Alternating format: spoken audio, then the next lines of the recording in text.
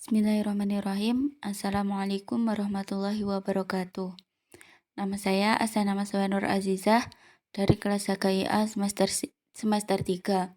Saya dari kelompok 6 mata kuliah Tarikh Tasyrik.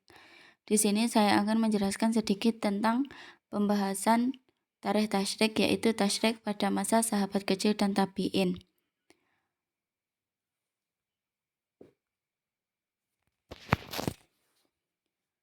Yang pertama yaitu pengertian dari sahabat kecil dan tabi'in. Sahabat kecil sebenarnya hanyalah istilah, tidak berbeda dengan sahabat besar. Sahabat besar yakni masa pemerintahan Khulafaur Rasyidin. Masa sahabat besar mulai pada tahun 11 Hijriah hingga akhir pemerintahan Ali bin Abi Thalib. Sedangkan pemerintahan digantikan oleh Muawiyah yang dikenal dengan masa sahabat kecil. Dan yang dimaksud tabi'in secara bahasa berasal dari kata tabi' yang artinya yang mengikuti. Sedangkan secara terminologi atau istilah berarti orang yang bertemu dengan sahabat Nabi Muhammad dan meninggal dalam keadaan iman. Menurut Al-Khatib Al-Baghdadi, sejarawan dari Baghdad yang hidup pada abad keempat Hijriah, seorang muslim dapat dikatakan tabi'in jika pernah bersahabat dengan sahabat Nabi SAW.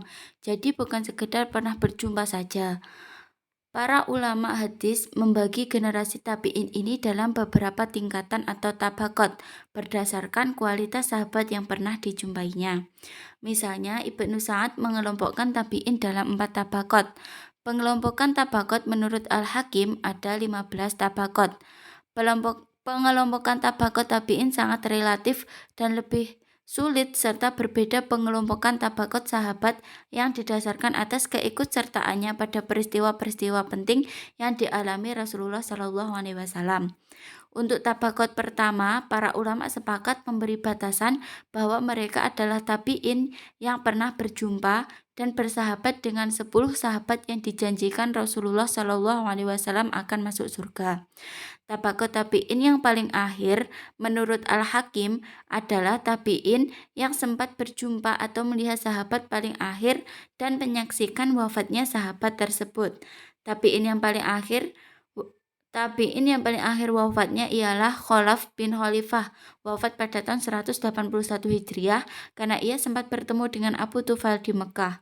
Dengan demikian, periode tabi'in berakhir tahun 181 Hijriah bersamaan dengan masa pemerintahan Harun ar-Rasyid dari Bani Abbas.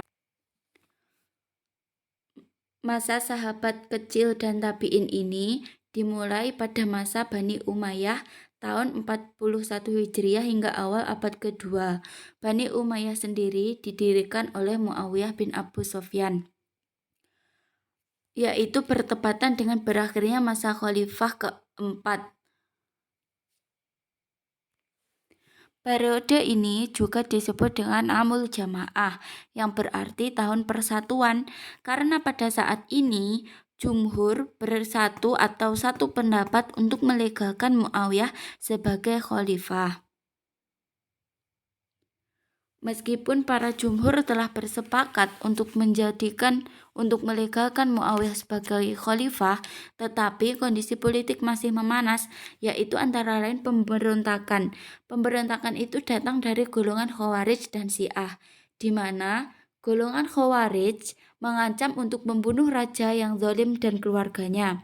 Mereka berpendapat bahwa kekhalifahan tidak dimonopoli oleh keluarga tertentu. Posisi itu harus didasarkan pada aspirasi umat dan hanya diberikan kepada orang yang benar-benar kompeten. Dalam artian, golongan Khawarij ini ingin menghapus nepotisme.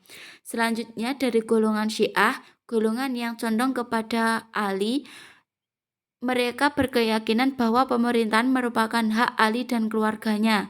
Setiap orang yang merampas hak tersebut adalah zalim dan pemerintahannya tidak sah.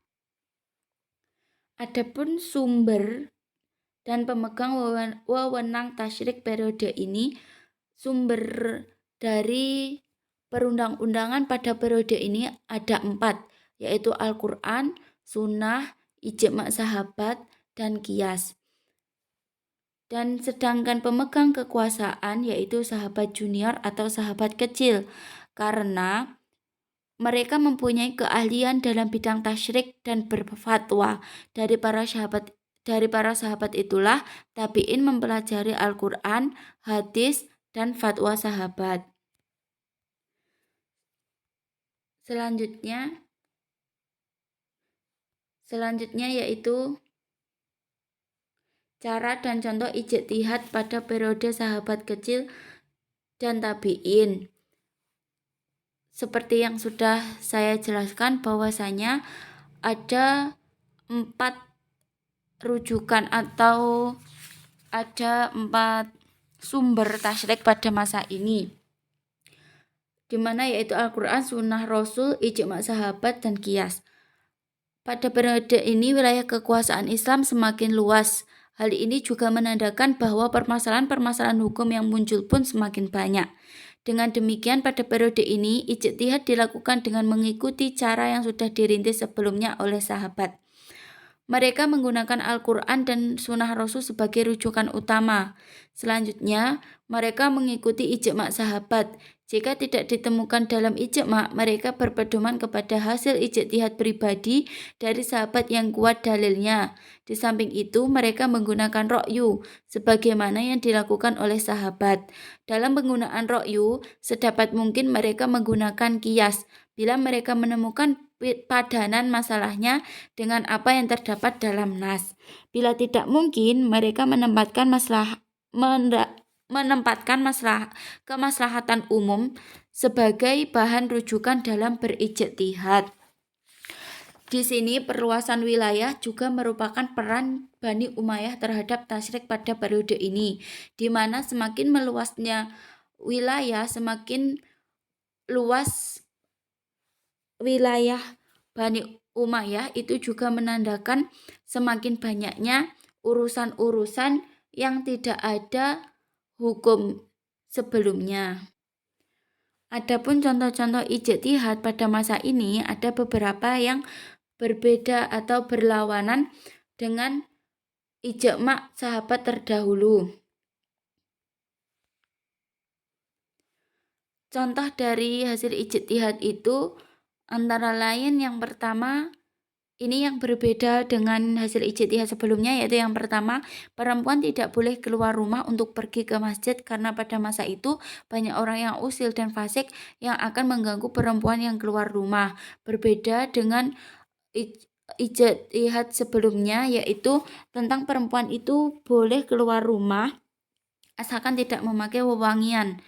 Dan contoh selanjutnya, seorang istri yang ditalak 3 yang akan kembali kepada suaminya yang pertama adalah cukup jika telah melakukan akad nikah dengan suami kedua dan tidak perlu bercampur terlebih dahulu. Hal ini menurut pendapat Sa'id ibn al-Musayyab sebagai mujtahid pada periode ini. Beliau berdalil dengan umumnya firman Allah surat Al-Baqarah 230, dan pendapat ini berbeda dengan pendapat ulama sahabat yang berpedoman dengan hadis Nabi. Cukup sekian yang dapat saya sampaikan. Akhirul kalam, Allahumma fiq ila aqwamit thoriq. Wassalamualaikum warahmatullahi wabarakatuh.